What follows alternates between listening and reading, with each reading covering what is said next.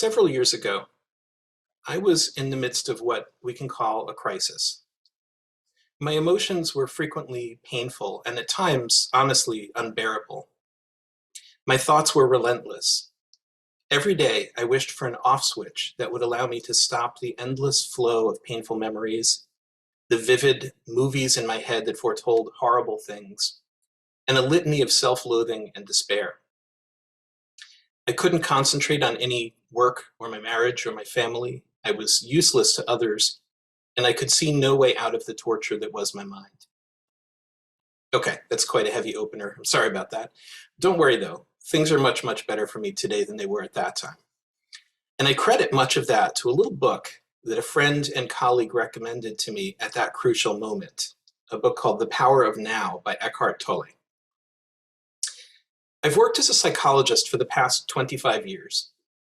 I found my way into the profession largely through my own experiences on the receiving end of therapy due to struggling with anxiety and depression throughout my adolescent and young adult years.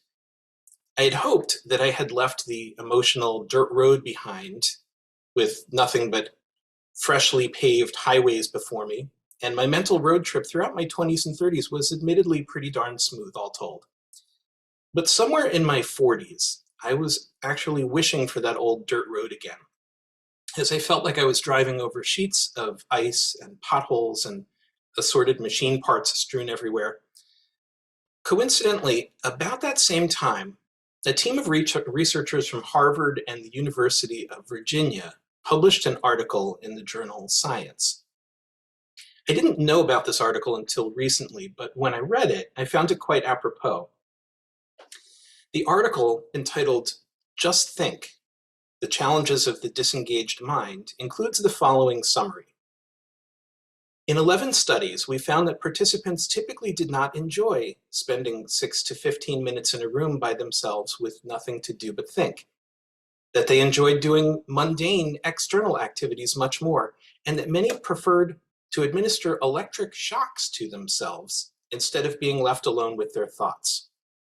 Most people seem to prefer to be doing something rather than nothing, even if that something is negative. At any rate, at that painful moment in my life, my friend suggested that I read this book called The Power of Now. And if I'm being completely honest, I was a little bit put off at first. I fancied myself a rational, scientifically minded person. The title of the book all but screamed occult, new age mumbo jumbo, and while I admittedly enjoy a bit of mumbo jumbo from time to time as much as the next person, at that particular moment, I was in no mood. But I have a lot of respect for my friend, and they did lend me the book and all, so I gave the introduction a quick glance. At the outset, Eckhart Tolle launches right into a very personal story, not unlike mine, one of the very few such autobiographical passages within the book. He describes an emotional and mental state that sounded strikingly familiar to me. And then he described, abruptly, a rather dramatic shift, literally overnight, into a state of uninterrupted peace. He wrote, "Sometimes it is very strong, almost palpable, and others can feel it too. At other times it is somewhere in the background like a distant melody. Later, people would occasionally come up to me and say, 'I want what you have. Can you give it to me? Or show me how to get it?' And I would say, 'You have it already. You just can't feel it because your mind is making too much noise.'" I've always been interested in spirituality, but I've never considered myself to be a terribly religious person. I've rarely prayed except under particularly desperate circumstances, and the very last thing I'd ever wanted to do was meditate. To be perfectly honest, I was one of the people who, if anyone had cared to study me as a psychological research subject, I would have gladly preferred the whole electric shock thing to being alone with my own thoughts. Maybe you can relate. I was in desperate need of some guidance, some wisdom, an owner's manual for my mind, if you will. And it turns out I wasn't alone in this. Perhaps you're seeking something similar too. Well, my friend, here's the spoiler for my sermon this morning. Mindfulness, presence, meditation. These words that doubtless you've heard many times before. And yep, you're hearing them again. But before you get too disappointed, let me share a little bit about why you might want to give these words further consideration, even if you've already considered them, especially if you haven't already incorporated any of these practices into your life. What do we usually identify as the common thread that runs through all world religions? Probably something like the golden rule, right? Do unto others as you would have them do unto you, or some such variation. And that's certainly a common thread, no question about it. But there's another one, and it's just as important, and it's much less frequently cited. Meditation is at the core of Islamic spirituality. Muslims view meditation as the art of surrendering. It's about being completely still and submitting to the will of Allah in a conscious state of mind. In the Old Testament, Psalm 4 exhorts one to commune with your own heart and be still. That same translated phrase, be still, is in another psalm, Psalm 46. Be still and know that I am God. Perhaps more specifically, way back in Genesis, Isaac is described as going lasuach, in the field. It's an interesting turn of phrase, and nearly all commentators have interpreted this to mean that Isaac was engaging in a type of meditative practice. In fact, every single religion in the history of the world, Judaism, Islam, African traditional and diasporic religions, indigenous American religions, Sikhism, Hinduism, Buddhism, Christianity, Taoism, paganism, Baha'i, you name it, they all include some form of meditation, in addition, often, to what we typically call prayer. And we've been doing this stuff for a long, long time. The oldest documented images of meditation are from India, and they date back about 6,000 to 7,000 years ago. The oldest documented texts about meditation are also from India, and they date back to about 4,000 years ago. And we understand that the content of these texts goes back probably much further because these practices had been passed down orally for centuries prior to being written down. And then, about 3,000 years ago, Tirthankara Mahavira revived the ancient practice of Jainism, and Gautama Buddha founded the religion of Buddhism. Lao Tzu, if he in fact existed as a single person, would have created Taoism in China at about the same time. And more or less simultaneously, Confucius was expressing the philosophy that now bears his name. Sufism, the Kabbalah, each of these ancient traditions teaches various forms of meditative practice going back thousands of years. As I said, this stuff goes back a long, long time. To jump back to the present moment for a second, for Eckhart Tolle, contemporary spiritual teacher, it's all about presence. That word, presence, he uses over and over and over. And this always reminds me of the somewhat humorous adaptation of a Buddhist admonition. Forget about the past. You can't change it. Forget about the future. You can't predict it. Forget about the present. I didn't get you one. But seriously, the present is a gift. Tolle tells us that nearly all of our pain and suffering are tied up in the past and the future. We know that people who tend to dwell in the past, so to speak, are often depressed or ashamed or angry. And if you often imagine the future, perhaps you find yourself feeling frequently anxious or hopeless or overwhelmed. And here's the ageless, liberating nugget of wisdom that Tolle shares with us. Go ahead and lean into your camera. I'll share it with you. There is no past. There is no future. They're literally not real. The past and the future are creations of your mind. When you replay little film loops of previous experience, that's not actually happening. When you imagine future events and conversations and experiences, none of it is real.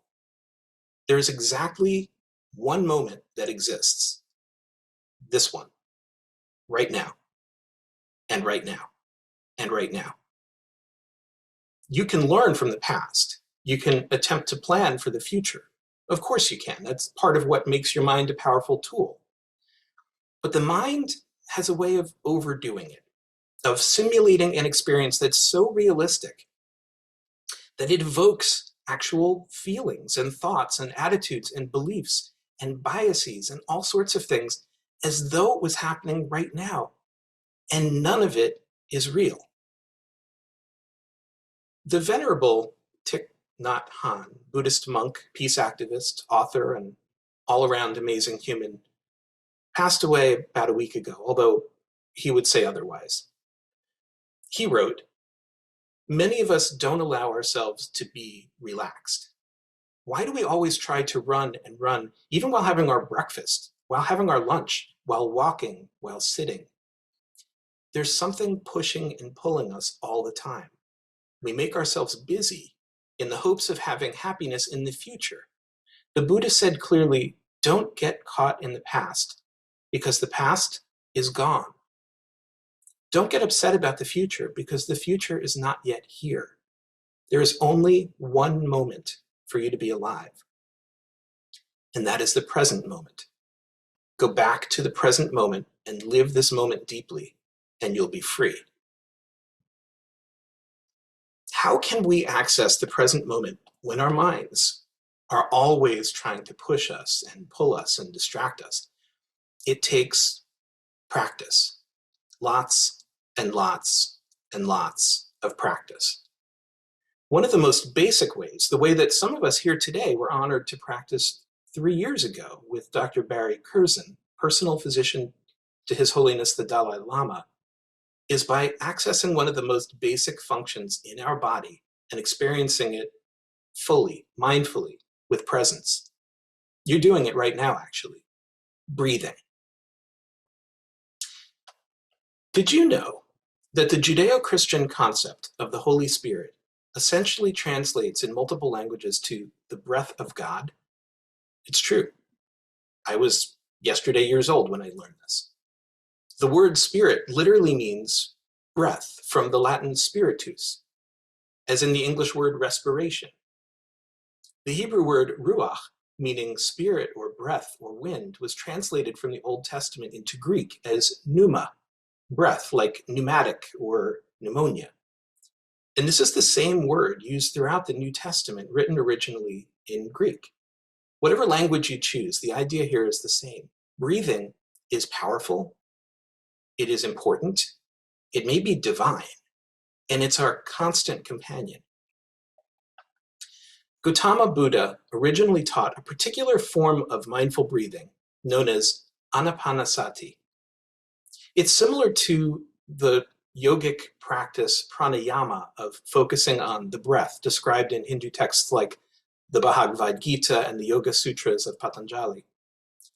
In the throat singing of Buddhist monks of Tibet and Mongolia, for example, the long, slow out-breath during chanting is the core of the practice.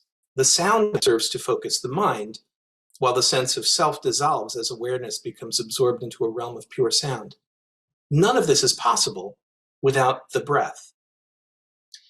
One may practice Anapanasati while seated or standing or lying down or walking or nearly any other posture or activity. One may concentrate on the breath going through one's nose, the pressure in the nostrils in each inhalation, the feeling of the breath moving through the nostrils and the cool feeling along the upper lip as one inhales and exhales, the movement of the chest or near the navel. Some practitioners may choose to count inhalations or exhalations or both. Some focus on the breath without counting.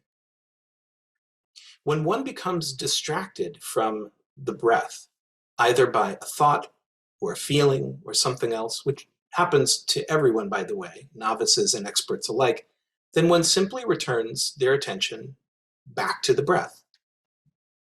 A traditional method given by the Buddha in the Anapanasati Sutta is to go into the forest and sit beneath a tree and simply watch the breath without trying to impose any control over it, noticing if it's long or short, easy or labored. And what happens if we experience the intrusion of thoughts into our mindful breathing? Nothing. We simply observe those thoughts without paying them much attention. We watch as they drift away, and we return to watching our breath. Yongey Mingyur Rinpoche, Tibetan Buddhist master, says we can't block thoughts or emotions. In fact, we need thoughts and emotions. It's whether we pay attention to the things that our monkey mind does that's the issue. The monkey mind is a term for the constantly chattering, opinionated part of our mind that seems to be running on its own, getting into mischief, and all too often causing us to suffer. Mingyur Rinpoche says, we can't just give the monkey mind a banana. How nice would that be?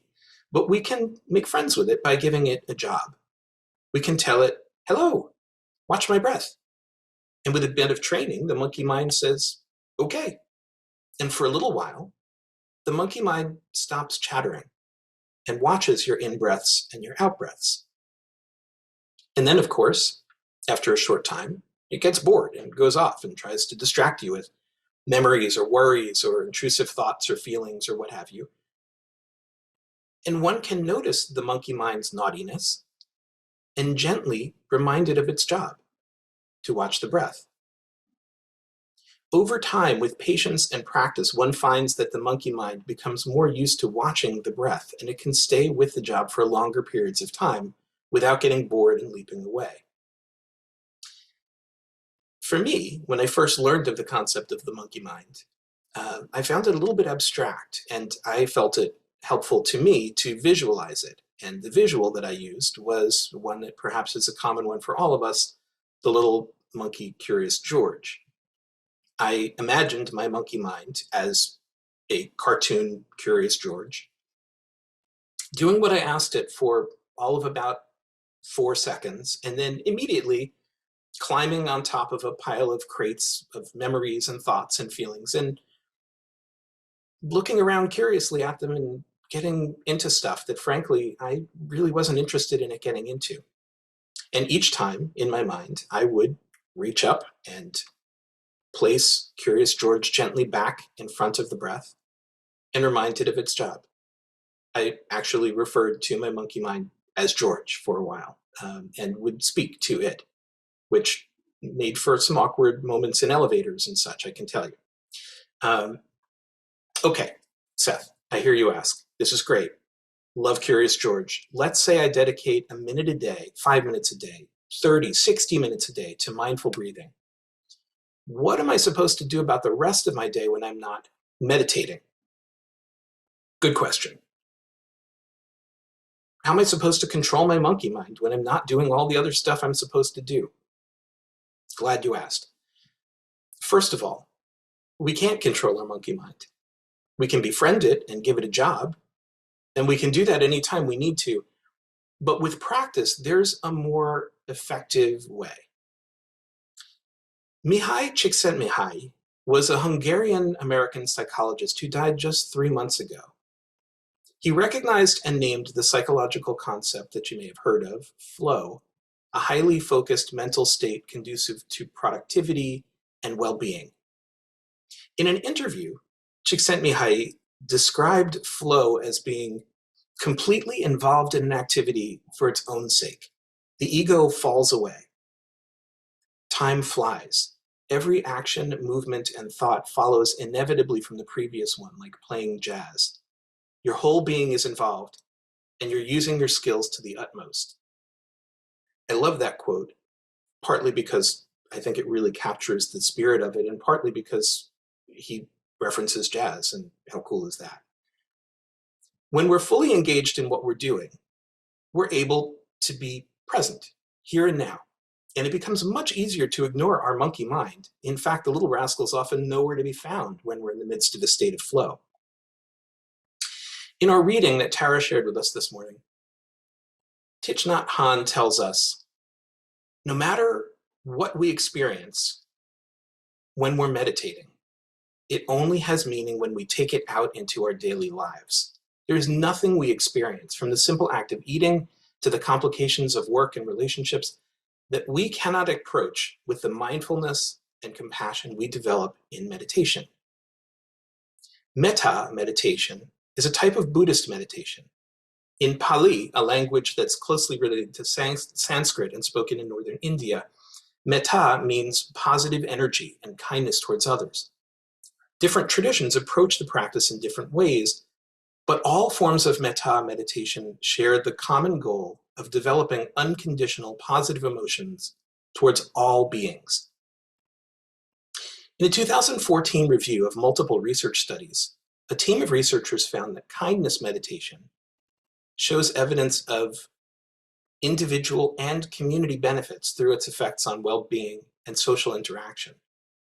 People meditating alone, in other words, felt better about themselves and acted better towards others. Metta meditation usually involves repeating a mantra or chant, a phrase like, "May I be safe, peaceful, and free of suffering. May I be happy. May I be healthy.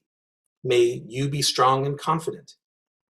May we be filled with loving kindness." Sound familiar? Right. Our first hymn this morning was a meditation. And if you sang along, maybe you were filled with loving kindness or metta. I hope you were, and still are. So breathe. Breathe deeply and with full awareness. Chant if you want to. Be a minimalist. Remove unneeded possessions, the objects around us that make our lives feel cluttered and hindered and weighted down. Physical clutter becomes mind clutter and soul clutter, and getting rid of unnecessary, unessential things or ideas or thoughts or habits can restore balance and tranquility. Getting rid of them, not attempting to organize them. As I've learned, you can't organize clutter. One simply needs to purge it. Smile. Just because. Smile by yourself for no reason at all. Smile at a stranger, even if they don't smile back, especially if they don't smile back. Notice the feelings that happen when you smile. It's impossible for you to smile too much, so go ahead and overdo it. When in doubt, smile. Do one thing at a time. Multitasking is for computers. Single tasking is for humans. Allow yourself to achieve flow by being fully present and engaged with the things you do, no matter how simple or everyday or routinized or mundane. Add space between tasks, between thoughts, between activities. Whenever possible, don't cram things in. Don't schedule things super close together for 12 hours straight, day after day, week after week. Give yourself a little room to breathe. Leave a few blanks in the schedule when you're able to do so. Maybe your circumstances don't allow you to fully own all of the tasks within your day. All the more reason to give yourself space where you can. Don't just fill every moment with stuff. We're not human doings, we're human beings. People, even you, even me, need moments to simply be. This week, see if there are times when you can be fully present, fully engaged, and fully yourself. May it be so. Namaste.